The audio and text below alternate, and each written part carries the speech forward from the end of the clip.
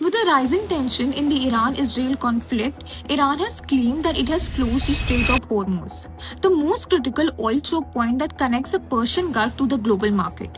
But the bigger question is it a complete closure or a strategic pressure? Either ways, it will have four major financial impacts. India imports 85% of its crude oil and world's 20% get imported from the Strait of Hormuz. If this trade is disrupted, it means crude oil prices will rise massively. And as a result, petrol and diesel prices will rise. Transportation costs will shoot up and this will affect everything from cab fares to grocery prices. Higher crude oil prices means higher transportation costs, expensive food and goods, and global inflation rising again.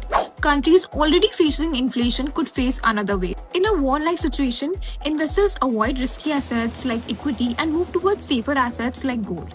Currently, Nifty 50 and Nasdaq has already fallen by 10%. But if the situation continues, they can easily fall by around 15%. Gold, which was already all-time high, continues to rise even further. Whenever there is a global crisis, US dollar strengthens and Indian rupee, which was already at its all-time low, continues to weaken even further. Foreign investors may pull out their money from India's emerging market, and this will increase pressure on the Indian economy even more.